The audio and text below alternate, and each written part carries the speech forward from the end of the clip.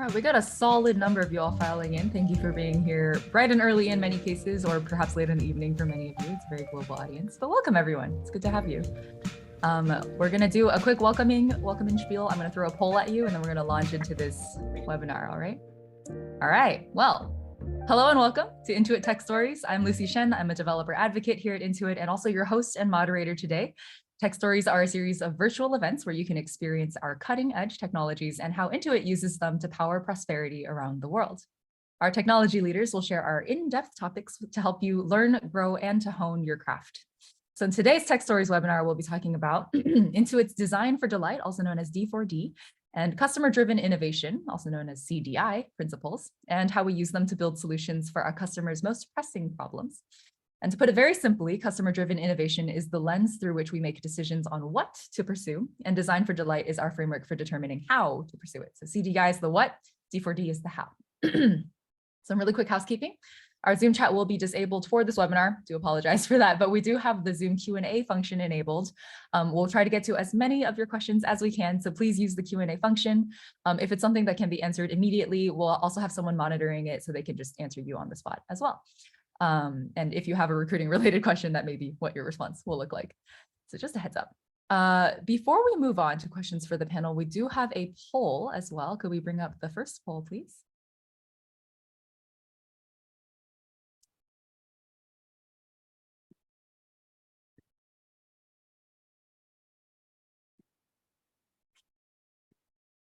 Lucy, it appears we may be having issues with the polls. Okay. All right, all good. We can skip the poll.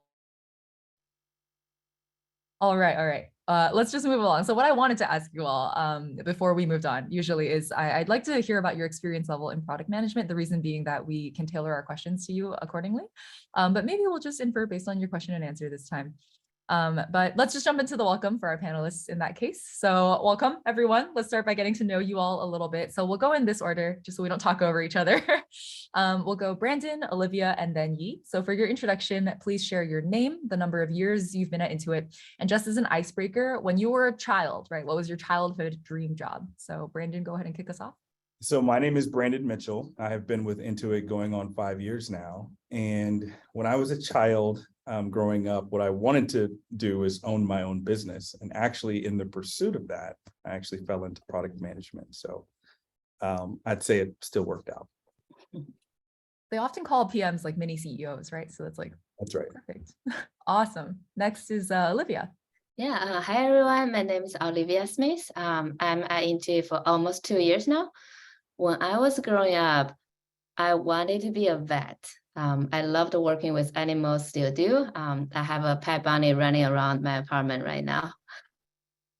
That's adorable. What's your pet bunny's name? Hopper. Hopper. That's so cute. All right.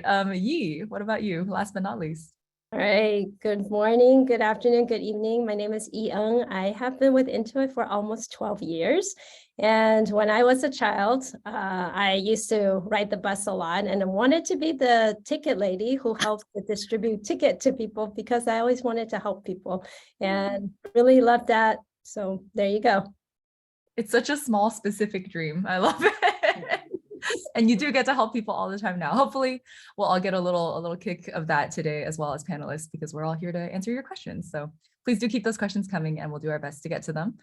Okay, I want to learn a bit from each of you about beyond the little introduction we just did about your role and your team and also your product space. So Yi, could you tell us a bit about what your job looks like and what you work on?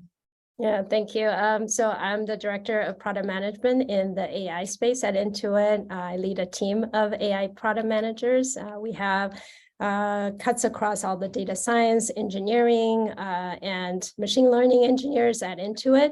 Our charter is really to enable everyone at Intuit to build AI and create smart experiences for our customers because AI is the future. For Intuit, Intuit is creating an AI-driven expert platform, and it's really important for us to really think AI first and how we build AI into our product. It really is weaving into everything. Right before we started this panel, actually, and we were just chatting in the back room, I guess, we were already discussing how PMs were integrating AI into a lot of their work here at Intuit. So that was some fun chatter to dial into. Olivia, what about you? Yeah, I'm a product manager on QuickBooks. So for everyone who may not be as familiar with QuickBooks, it's a accounting software for small business and mid-market. I particularly work on QuickBooks Advanced, so it's our highest skill. My focus is on subscriber growth, primarily focused on building features for our mid-market customer. It's a very specific slice of the QuickBooks pie. And then Brandon, of course, can you tell us more about your work? Yeah, so my role is the group product manager of TurboTax Innovation. And so our current focus in terms of innovation is on a new product called Business Tax. And so I lead a team that is developing two products. One is to enable small business owners to file their taxes themselves with the assistance of an expert, similar to what we have as an offer for personal tax. Or you can get an expert that does your taxes for you. And so our main focus right now with the year one offering, we actually just released the product in January for the first time. And so our main focus is finding product market fit and finding the love from customers and really understanding the pain points that they're dealing with when filing taxes to continue to build the product. So very exciting time. Yeah, and y'all are going to hear so much more about how we listen to the customer pain points, as Brandon was just talking about. So usually we would ask you for another poll here, but we'll skip ahead in this case. This time I wanted to ask about how familiar you are with design thinking. So keep that in your head a little bit. Reason being, we're about to launch into some groundwork. So just in case you are not familiar, oh, actually, it looks like our polls are fixed. So let's go ahead and launch it then. Would you mind bringing that up? Thank you. Awesome. You should see a poll show up in front of you. It does say untitled, just ignore that. Sorry about the poll issues, but there is a question. How familiar are you with design thinking? Just let us know where your familiarity level is. And then we'll take a look. I'll give you all a moment to think about that a little. If you've never heard of it before, that's totally okay. That's why we're here. All right. Another few seconds. Okay. Let's conclude the poll and take a look. Oh, all right. So see, this is why we asked the question. Over half of you said that you're very familiar with design thinking and you have practiced it before. 40% are saying that you've heard of design thinking, but you've never tried it yourself. And 10% are saying you've never heard of design thinking before. So wherever you sit on this spectrum, this is good to know. Thank you all for weighing in. We are going to do a quick bit of groundwork, not just on like design thinking. More specifically, we're going to be talking about Intuit's take on design thinking. So we have some very specific terminology that you've already heard us use. And so I'm going to ask each of our panelists to elaborate a little more and explain it to you all just a bit before we go deeper on how we apply those concepts. So we'll start with Olivia. Let's demystify the terminology, right? So especially at Intuit, we're definitely guilty. We use a lot of acronyms here. So can you tell me what CDI stands for and what it is exactly? Yeah, absolutely. Thomas, would you mind to help me bring up the second slide? Yeah, thank you so much. Yeah, as Lucy have already mentioned at the very beginning of the webinar, what CDI stands for is customer-driven innovation. So, and what it does is it help us to focus on to figure out and focus on what we should be building. What I mean by that is there are three important components goes into CDI. As you can see on the slides, the first one is we need to find an important unsolved customer problem. It has been important and it has been unsolved. That, a second circle, our team are able to solve it well. With that, we can also build our doable competitive advantage. So with all three of them, the overlapping part, the yellow part in the middle, is where our team should be focused on what to build. This is especially important for products like QuickBooks that I'm working on. So, with some of the products, you kind of can like a dog food, you can try it out yourself. You are the user of your product. But for us, given that QuickBooks is built for small business, the accounting software for them, few of us are actually full-time running a business on the side, on top of working for Intuit as a like accountant or business owner. So it's especially important for us to really engaging with our customer, bring in their perspective, because they are the one really knows the pinpoint day to day, and then we can partner together to make sure that we have a roadmap that addressed their issues in the priority that they need. Awesome. Thank you for that very comprehensive Oh, did I cut you off? Was there more? No, that's it. I was trying to tell Thomas he can bring the slides down so everybody can see our face again. Yeah, for sure. My next question is, thank you again, Olivia, for walking us through CDI. I think honestly, in my day-to-day work as in the product management space at Intuit, that CDI tends to not come up as much as D4D actually. So it's always really helpful to hear a proper definition as well, even as someone who's worked at Intuit for 5 years in my case. Brandon, you're up next. Olivia, we just heard Olivia talk a lot about CDI, but there's that other acronym, there's D4D. At this point, I think the audience probably knows that it stands for Design for Delight, but what does that mean exactly? And how do we know whether to use CDI or D4D? Yeah, it's a great question. And so, as you mentioned, D4D is Design for Delight. So it's our methodology that we use here at Intuit to innovate. And D4D is really a simplified version of what came out of Stanford University's design school, which is design thinking. And the great thing about this methodology is that we teach this to all employees here at the company. And so you may think, oh, it's just the designers, the product managers, the developers that are working with D4D. It's actually everyone that we employ to use this methodology. And so really it's 3 parts. And if Thomas, if you could share, so sorry, we're going to give you a little bit of whiplash and go back and forth between the slides. And I'm going to skip ahead here. So I'm talking through this right here. So really it's 3 major components to D4D. And so the first one is deep customer empathy. And so this is about putting yourself in your customer's shoes and really getting an in-depth understanding of what they're going through when they're trying to complete a job or a task or whatever problem, as Olivia just talked about, that they're trying to resolve or solve. And that could be through our products, or that could be through a competitive product to really understand. And so we employ lots of tactics here. We actually go out to customers' homes or to their places of business and observe them using our products. So it's not survey-based or based on what they told us. We're looking to see, hey, what's on their desk as they're doing this task? Are there kids that are running into their rooms? We're really trying to understand, at the deepest level, what customers are experiencing.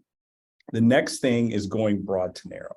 So once you have you have a problem statement is what the output of the deep customer empathy would be.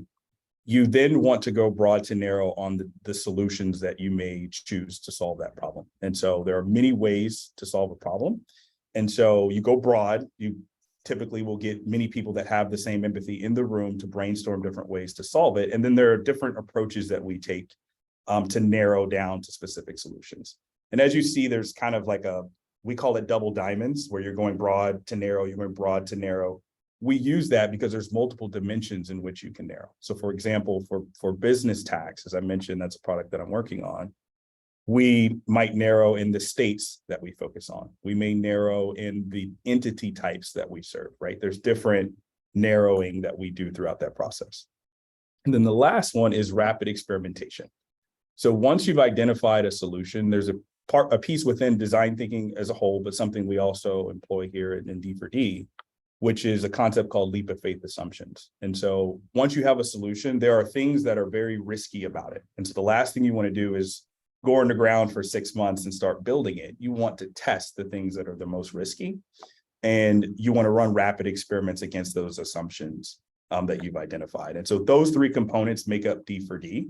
And CDI, as Lucy mentioned before, is really more focused on problem space. Should we be solving the problem in the first place? And this is, okay, now that we've identified this as a problem that we can solve well and build a competitive advantage, this is how we would approach solving that problem. Awesome. Thank you both for the super in-depth examples and for bringing up examples also of like how it actually gets applied. The double diamonds is actually my first time hearing about that. So that was enlightening also. I saw a lot of thumbs up coming from chat. So I'm sure everyone resonated. Appreciate the in-depth explanations. I think we need to understand a little bit more beyond what D4D and CDI are, why it's even important in the PM space. Like, why is this important to our work as product managers? Yi, would you like to take that one? Sure. So when we talk about what is the role of a product manager, and many of you are, it is to be the voice of our customers at the end of the day. So if we cannot represent our customers well, then we are not doing justice to what they want to bring to the table and what they would like to experience. And what, in my mind, what differentiates between a great PM and a good PM is the ability to deeply understand their needs and actually find that market fit. So I always talk to my team about, really it comes down to, are you building a product that people need? Or are you building a product maybe they need, at some point? So it is really important to create, as you're in the process of creation, you're creating something that folks need, and you're creating that market fit. And when we think about Intuit is very customer obsessed, and we have a culture and an environment. And then for us to build products, we do need to bring all of the folks together: product managers, data, AI, design, engineering, and we need tools. And so if we don't have the tools to be in the shoes of our customers, it's really hard for us to be able to leverage what we know and build the right things. So that's why D4D and CDI are such an important part of our day-to-day lives, because these are the tools that we use at Intuit and beyond, and to be able to really find that market fit. I'll tell a little story about QuickBooks Self-Employed. QuickBooks Self-Employed started 10 years ago. And when we first started, we didn't know what is the problem that we wanted to solve. We didn't know what is the solution that we're trying to solve. There were a couple of other solutions in the market.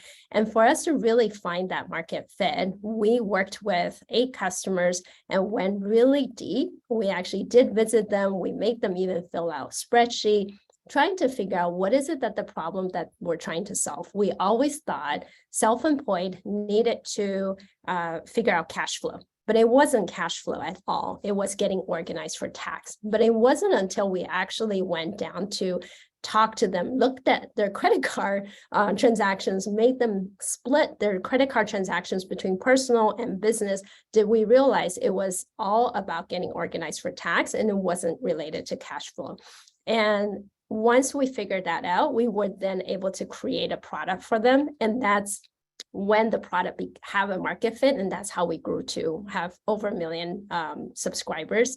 And without that process of going really deep, we would have never figured that out, and we would have built a cash flow forecasting in a tool that would really didn't matter to them. And so those are an example just to show how important this process is. I love that story. Yeah, I think anyone who works in the PM space definitely has felt that, like, I think it's easy to get, we always say to fall in love with the problem, right? But it's also easy to accidentally fall in love with the solution before you've even necessarily tested it out and defined your problem statement properly, right? Great story. Thank you very much. So actually, at this point, now that we've laid the groundwork out, I hope everyone's feeling pretty comfortable about these acronyms, because we're going to keep using them, which is why I definitely wanted them well defined for you all. Because from here, I'm going to ask each of our panelists to dive into a bit of a case study for how we actually functionally applied these concepts. I saw a lot of questions, for example, about how design thinking has become an industry standard, like how does Intuit stay ahead of the curve? I'm hoping that through these case studies, we'll all be able to show you basically how putting it into practice is really, that's the secret sauce. So we're going to, let's start with, let's see. So Brandon covered, for example, the 3 D4D principles earlier, right? So to go over it with you all again, because we might say them, that's deep customer empathy, such as with Yi's example earlier, rapid experimentation, and go broad to go narrow. So we're going to dive into an example of a project across those 3 aspects of the D4D principles, where they employed a technique that utilizes one of these 3 principles. So we'll start with Olivia. Could you take us off on a deep empathy example with a follow me home? Yeah. Absolutely. Thomas, would you mind to help me bring the slides back up?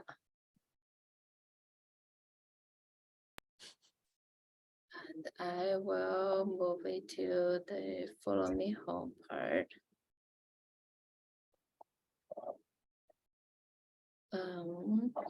Thomas, would you mind to go to the slide 3? I think my clicker may not be responding. Oh, maybe it's just a delay. Perfect. Awesome. All right. Well, good. Yeah. So as E and Brandon mentioned, like customer is we are here at Intuit, we're literally obsessed with our customers. They're involved from the beginning to the end on the full life cycle of every feature that we're building. There are many different ways that you can build your customer empathy here, such as at QuickBooks, you can adopt a small business for a month. What we do with that is that you formulate a team, you go work with a real customer, you help with their bookkeeping. But today, I really want to highlight that it has briefly mentioned something we call follow me home. So what follow me home means is that we go to a workspace of our customers and we just observe. And the pictures that you see on the screen are the two follow me homes that I did when I was in Vancouver last year. It was like the physical follow me home, like after pandemic kind of made it hard. It was super like refreshing. You can really put yourself in the customer's shoes. By that I mean, like, we get on the subway, we get off the subway, it's like, okay, how do I find the office? Like what they are going through every day, even before they get to the office. And there are different places the office could be in a high-rise building. There could be in somebody's apartment to have a home office. One that we went to is a shared office with a tea shop. It smells really nice. And when we get there, like you can really observe like the environment is a more like office environment, what kind of distractions they will have, as Brandon mentioned, are the kids running around.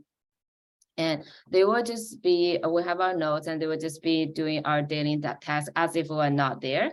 Therefore, you can really see like what part goes smooth, what parts make me a little bit. What parts they are like taking out like sticky notes and noting things down and put it on their whiteboard. Is this something that we can help with? Is this something that we can automate? And it really gives you an overall like perspective of how the things work. We as PMs, designers, engineers, we sit in front of a computer. What is the life like for a content? What is the life like for a business owner? You really spend the entire day with them, and even more if you need more follow me home. This does not just happen like at the beginning, as we talk about like a CDI, we want to understand it really happens like throughout the entire process. We engage our customers for CDI to figure out what we want to build. And then during our process, like designing it is a lot of iterations to get their feedback. Hey, do you like this? Is this something that we're doing right? Or how would you like to improve it? Or like through the product building process, or even afterwards, we're getting feedback on how can we improve it? How can we iterate on this?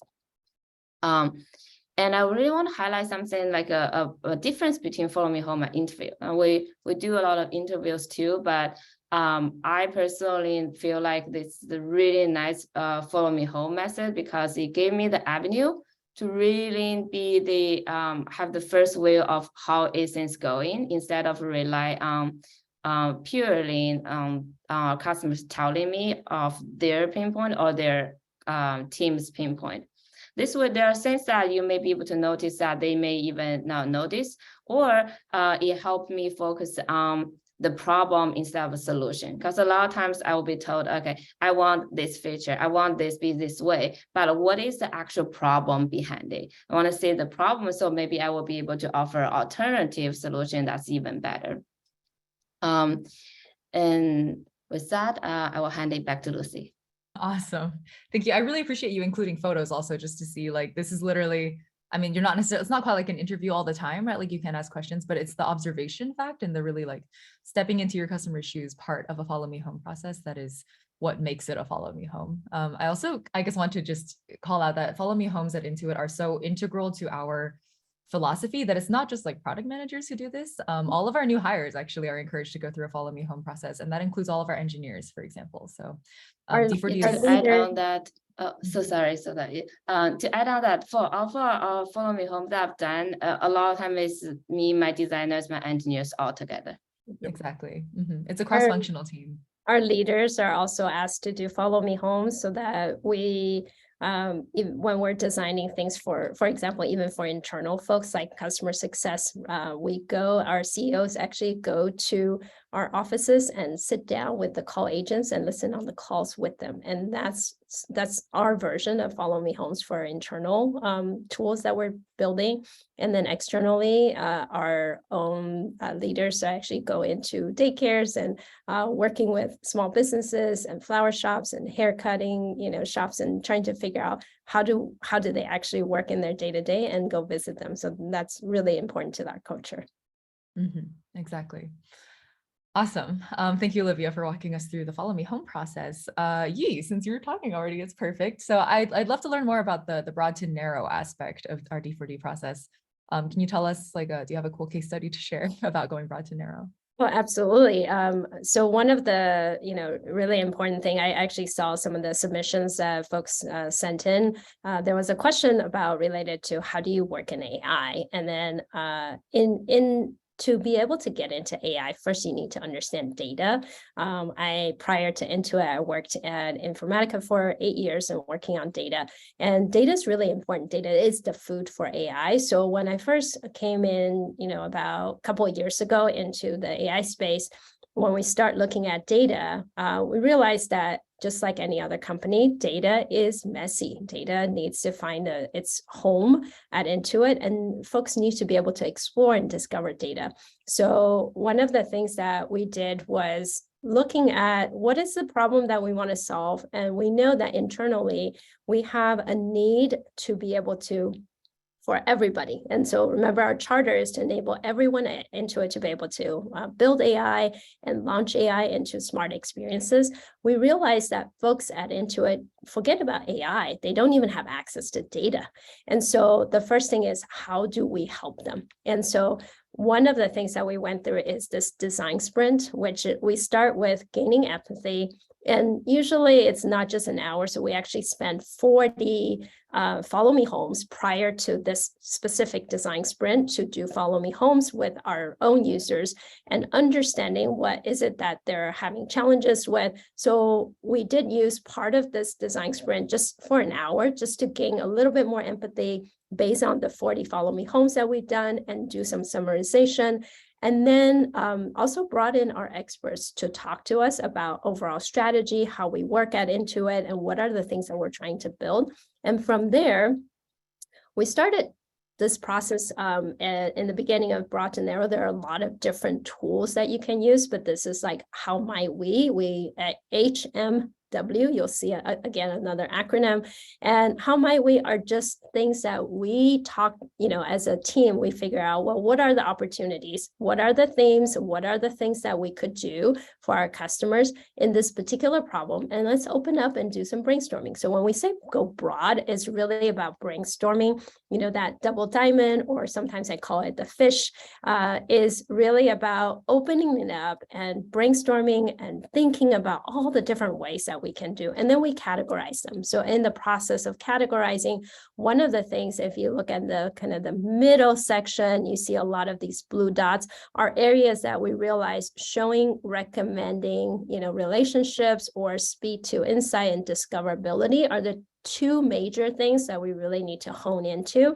So then as a team, we decided, well, let's do some storyboarding. So yes, we focus on discoverability and also focus on recommending insight. And then we wanted to go broad again. So we went broad and asked everybody who was participating in the design sprint. This is internal folks on the team, design, product, and start solutioning what would the application look like for our customers. So this is actually an example of my own solutioning. I called it the data map, and we created this idea of bubbles where you can see all the data and then how they relate to each other, and then drawing insights from there. And then we voted as a team to see what are the different parts we wanted to bring into the end-to-end storyboard, creating a journey for our customers so that if they're here to do discovering of data, and we're creating recommendations and insights of data so that they could do AI, what does that process look like? So we created a storyboard, and this is working very closely with our design partners and figuring out what all the pieces and how everything fits together. And the entire design sprint was about a week effort. And just to show the last end product as we are prototyping. So this is at the end of the 5th day. We tested this prototype with our users and said, this is how you might be able to see what the data looks like. This is how they relate to each other. Here's what we called entities at the time. and asking people to understand these are the things that you care about in data, and here's how they relate to each other. What do you think? And we got a lot of good feedback from there. And from there, we actually did build the data map of Intuit. And data map is now the foundational data structure for Intuit, where all of our data are in the data map, and we have clean data across Intuit to be able to actually do AI. And so we didn't know how to build this in the beginning, and by going through this process, we were able to solution and find the right tools for our customers. I'm such a huge fan of data map. I'm also really excited that we were allowed to share this openly, because this is something we use internally, right? And so we had to like get this cleared with our communications team. So this is just for everyone here to know, this is a little sneak peek under the Intuit hood, right? Like this is literally what we look at inside when we are looking around for a data source that we might need. For example, with like a customer profile that we need to pull up, like what data is available to me in that customer profile. This is the fastest and easiest way to look. You don't even have to be an engineer. You don't have to go into the data lake. You don't have to know how to write a SQL query. You can just look at the data discovery map, and the bubbles are intuitive, and the whole design process, like you can see, I love it, the way you showed us the Post-it notes to the way it became a storyboard to what it eventually became. You really get to see that entire design funnel process come to life. So thank you for this beautiful example. And of course, last but not least, we have rapid experimentation. Brandon, do you have a cool project to share with us also? I do. And so let me connect to the clicker here. And just a reminder for all of our audience members, we do have the Q&A open, and we are all kind of looking at it. We have a moderator in there as well. So keep your questions coming. I don't think we'll get to everything, but we're looking for trends in your questions as well, so we can answer a bunch together, hopefully. So I'll set the stage here for my section, which is rapid experimentation. You'll actually see some of the pieces throughout D4D here, but I'll focus primarily on rapid experimentation. And so I've been here for 5 years. My second year here at the company, I had the opportunity to run an internal startup. We actually have a program called the Horizon Innovation Program, which allows anyone within the company to submit an idea or pitch an idea in the same way you would think about Shark Tank or to a venture capitalist, angel investors. And we had a team that raised a little over $1 million to build a product to help aspiring entrepreneurs start small businesses. And so over the course of a year, we were trying to address many problems within that space. There were lots of different solutions that we had in mind. And to set the stage, we had about 3 months of funding left. We had not found product market fit for a particular solution. And so there's lots of insights that we gathered, though, to understand there was a problem in this space of legally setting up your business as a aspiring entrepreneur.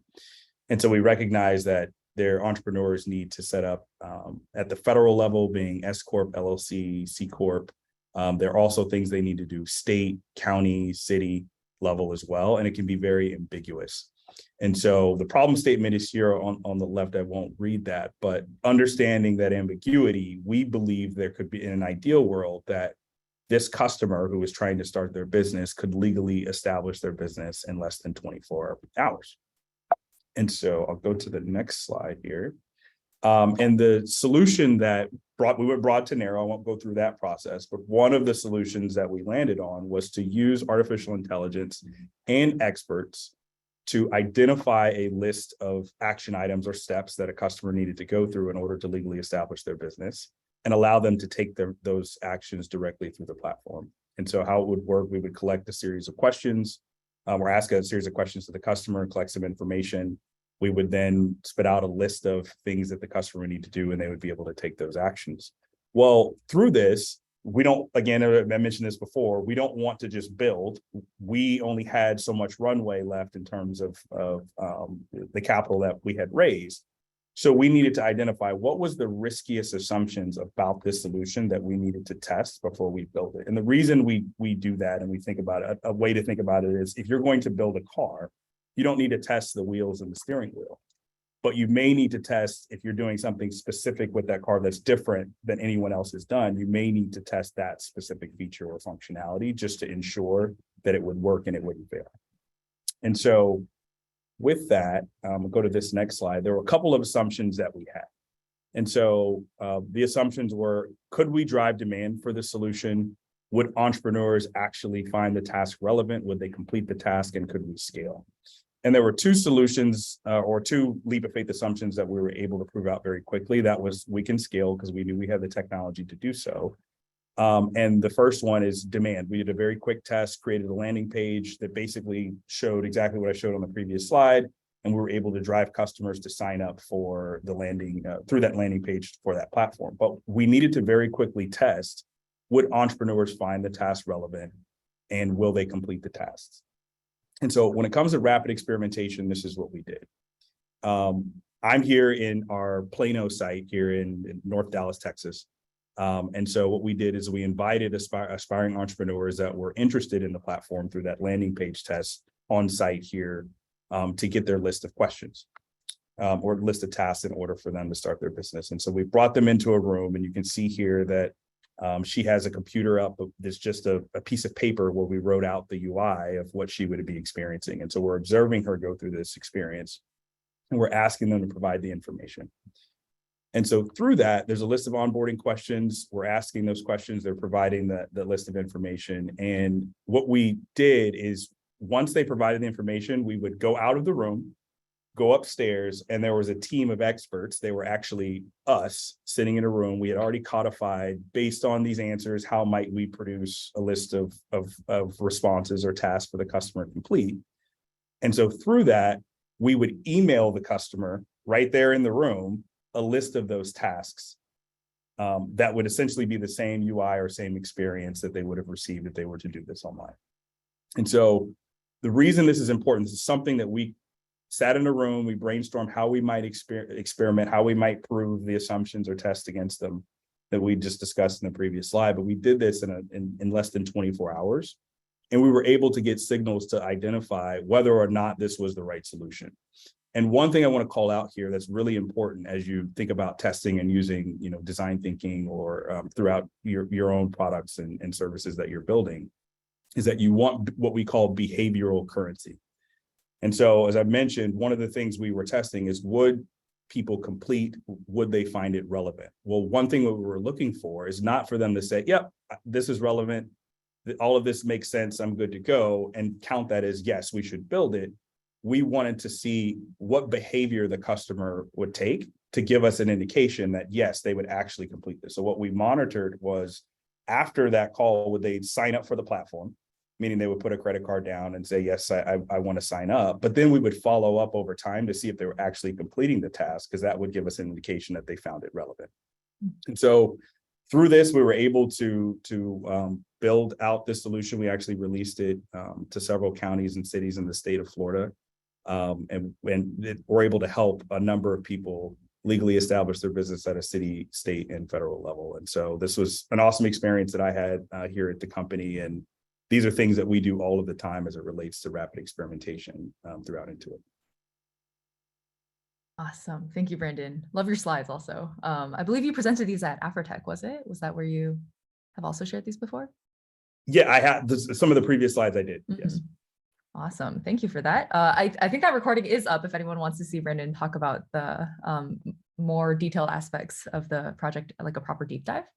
I think your Afrotech recording is available, right? Am I misleading them or? Okay, no, perfect.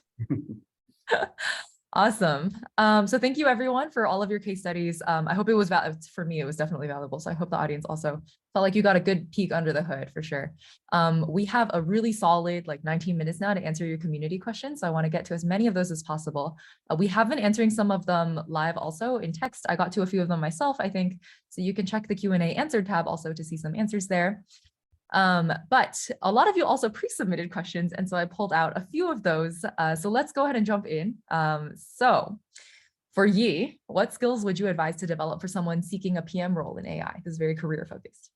Yeah, I mentioned earlier, I think, first of all, data is really important. If you are looking at how to build AI capabilities and applications, first, you really have to have a data strategy. I do want to tell a quick story, though. My favorite movie is Ratatouille. And in Ratatouille, Chef Gusteau says that anyone can cook. And I think of cooking is very similar to product management. We're just here cooking. We're cooking good stuff and cooking delightful experiences, essentially.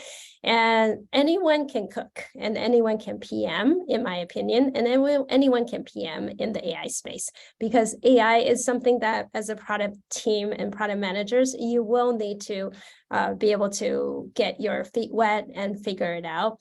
So one of the area is data, is what I talked about. The second area is around data science and really understanding the technology behind the scenes. AI technology is changing very rapidly, as many of you know and seeing most recently. And so when we think about AI, just keep on top of what's happening out there, but also understand the foundational elements of data science.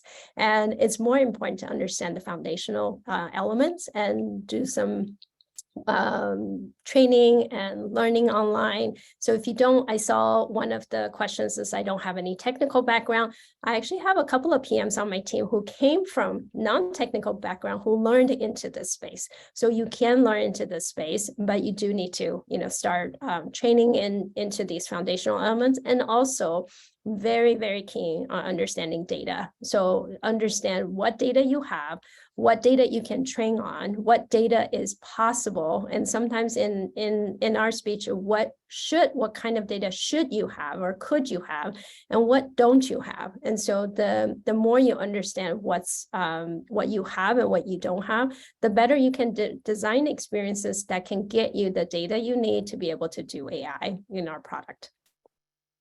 I love the everyone can cook analogy in particular, especially in the PM space, right? Like, I think we definitely, as PMs ourselves, have run into all kinds of characters in this space. I think you realize what a diverse palette, what a diverse ensemble of people you end up with in the product management world. And I think that's what brings it value, actually, that we're all kind of generalists in our own ways. I have a question that is more, I guess, general about the PM world, which is about, drives a lot to the heart of our customer empathy question. And Brandon, I'm wondering if you'll take this. Christine P is asking, how do you balance business needs versus customer wants?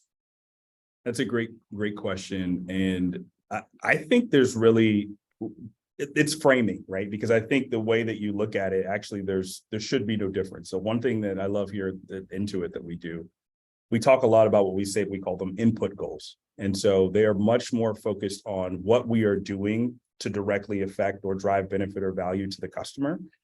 Yes, we establish outcome goals. What are the things that we want to do in terms of driving revenue or units or conversion and so on and so forth. But if you really focus on the customer, the outcomes typically take care of themselves. So it can be just a quick example. If you're looking at things just quantitatively, you might look at, any funnel or of an experience and say, hey, as a goal, we want to increase our conversion by 5 points, right? That's maybe a goal for a quarter or for a year. Well, when you get underneath the hood and you think from a customer focused lens, when you observe those customers or talk to those customers, what you're really trying to observe, what pain are they having? Why are they not converting? Why are they leaving? And you may start to recognize, and your shift and your focus changes on, actually, I want to solve their problem really well. I want to address it. And in doing so, you may actually far surpass that 5-point goal because you've actually really understood and got empathy for the customer and what they really need and solve the problem well. And that's what I mean by, if you focus on the customer and address their problems really well, the outcomes have a tendency to take care of themselves. You still need strategy, you still need to set goals and make sure that you're focused and moving in the right direction. But we really try to focus our teams to go after the customer problem and focus solely on that. Awesome. Thank you for diving into that. I know it's a tricky question also. And so going back again to the processes actually that we follow, there's a question here about what process does the team follow to create and incubate new ideas to develop on? And this one, Olivia, if you have an answer for us. Yeah, for sure. Sorry, I was just unmuting myself. First, I'm like thinking back of all the things like E said, especially when she said, I have a story. I love that. That definitely got my interest and I want to join the trend. So let me start with, I have a story. Before I joined this role as a PM on QuickBooks, as I'm leaving my previous role at my previous company, I was talking with my director, who is also my mentor. Said, hey, I'm joined with a PM on QuickBooks. And his first advice to me is that, Olivia, you should start a small business on your own. I don't have a small business on my own yet, but I am actively like using our Intuit. You can create a sandbox business and you can try out all the tools. I'm sharing that story because I truly resonate with it. To develop new ideas, to incubate new ideas, we want to really tie it back to our customer. So it goes back to what we talked about at the very beginning, CDI, customer-driven innovation. So sometimes I was like, okay, everything is great, but you do a follow me home. It's like, oh my God, there's so much more improvement we can do. We can do this, we can do that, we can do that. Customer and being a user to my own product is what inspires new ideas and new innovations. And then we can go through the process we talked about. You find an important and solve the problem. You find the ones that your team is equipped to do and can solve well right now. And the ones that will build us competitive advantage. And then we can prioritize and do our roadmap from there. Yeah, what you described is actually a pretty sort of typical go broad to go narrow tactic, right? Where you find different ways of defining priority. And in this case, it's about competitive advantage and like doability, like feasibility. I think a lot of PMs in here probably are familiar with like the 2x2 matrix, and that's how you can figure that out as well. Lucy, great answer, great question too. Can I just add to that? I Go for it. Yeah. Love what Olivia said. One of the things that our founder, Scott Cook, always tells us, if you're going through that process of CDI and D4D, if you come out of it, ask yourself, what is it the surprise that you got? You know, and Olivia, I know some of the conversation that we've had, those are the golden moments. And when you went in to talk to those small business, you didn't know that they have to go through all of this effort to, you know, categorize their receipts or put the receipts in shoe boxes. And then it was when you saw that the receipts are in shoe boxes, you realize, oh, this is a lot more work to organize than you realize. So think about the surprises that you're getting from these follow me homes, from talking to customers and deep customer empathy. And that's what you can get the nuggets and that's how you can learn and figure out what do you want to design and how to design our product for our customers.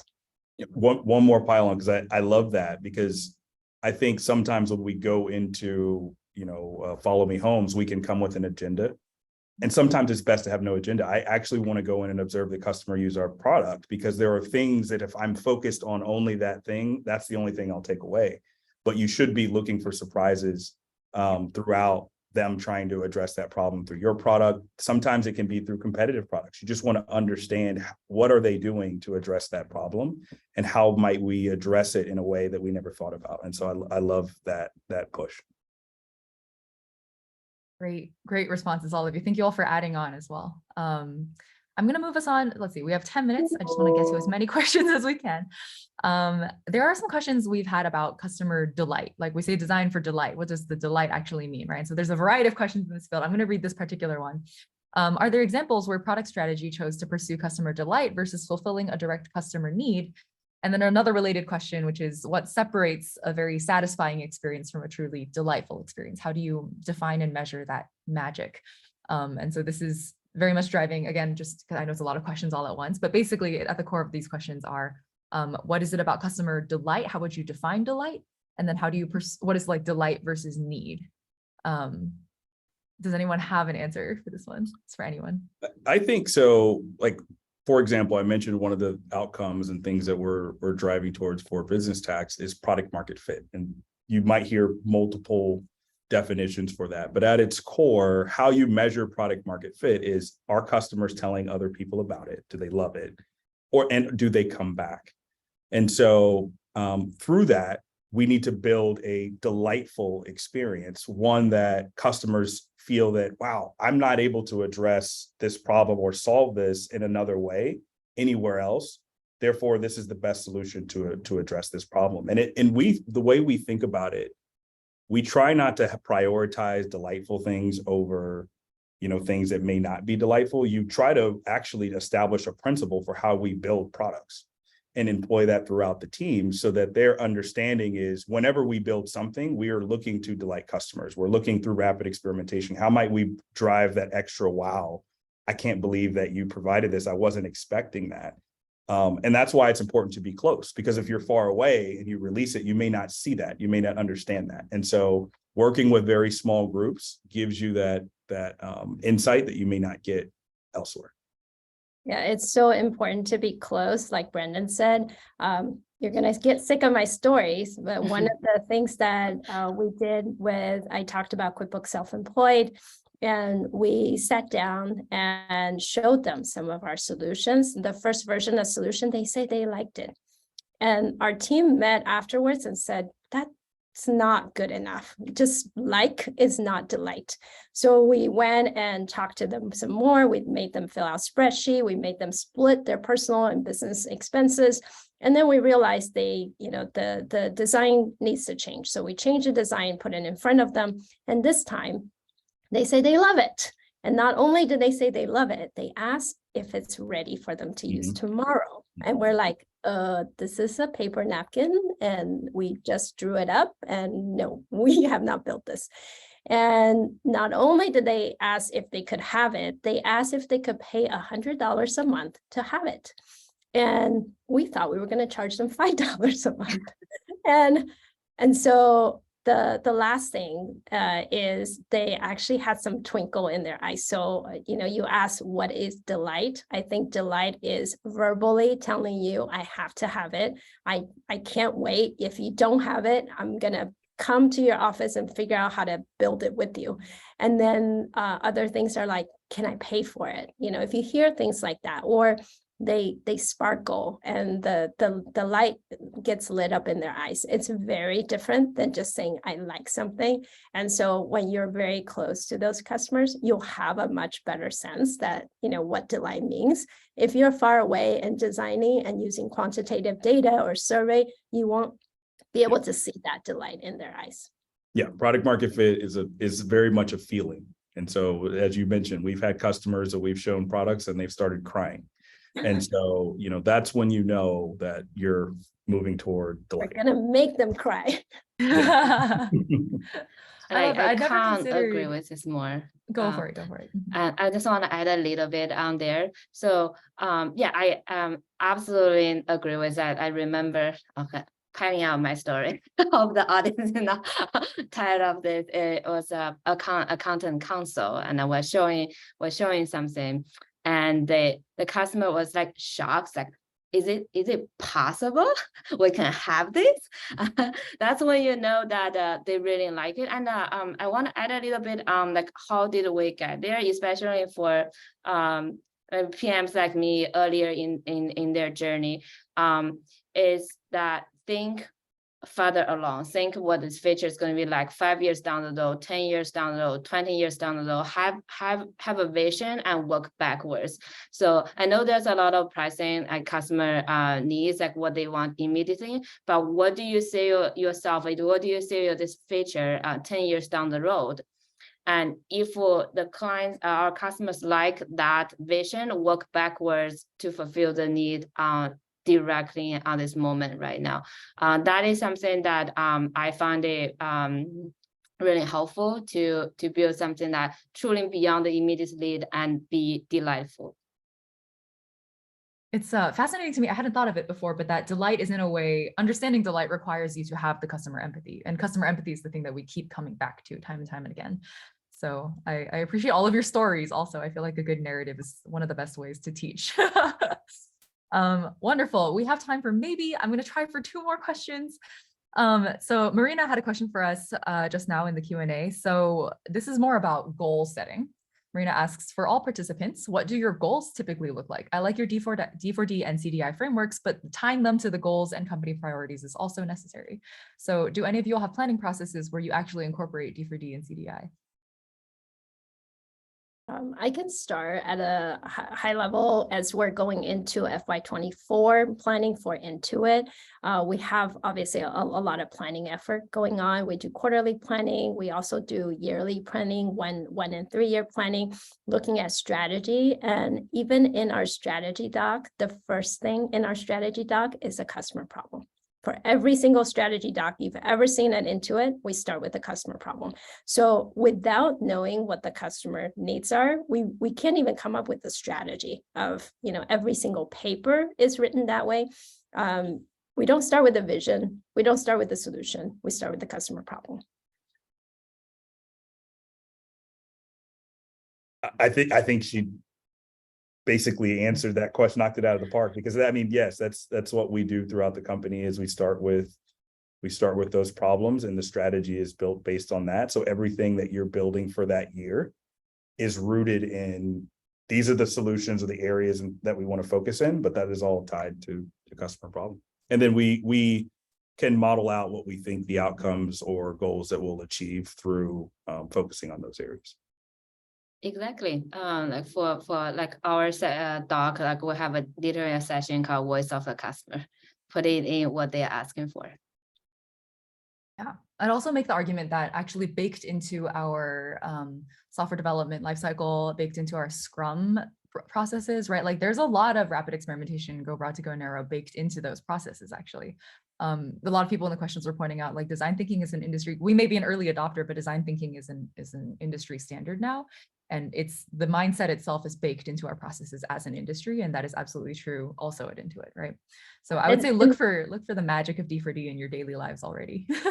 I would even say even for the planning process, the team that does the planning process actually do a lot of D4D themselves. They ask us as PM owners and think about what is the current planning process? How can they make it better? And we are their customers. So it's wonderful to see Intuit not only take our own products and all the way to the customer, but we ourselves are our users of processes within and our process teams, and also bake a lot of their D4D aspects. So that's how you create a culture of that customer delight, that design for delight is much, much more important than just thinking about building specific products.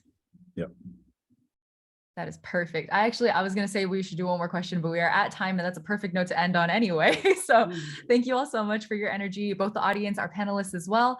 We really appreciate the time you spent here. We know there were literally like 60 something more questions that we did not get to. We appreciate that. There are a lot of really good questions in here. So we're going to do our best to answer what we can after the webinar as well. We'll try to send that out onto the email list and also maybe on a blog post. So keep an eye out for that. Thank you all so much for joining us, and thank you for joining us at this Tech Stories webinar. We look forward to seeing you again at a future webinar, and please do check out intuit.com/careers if you're interested. So until next time, stay safe out there, have a great day, and we'll see you next time. Thank you so much.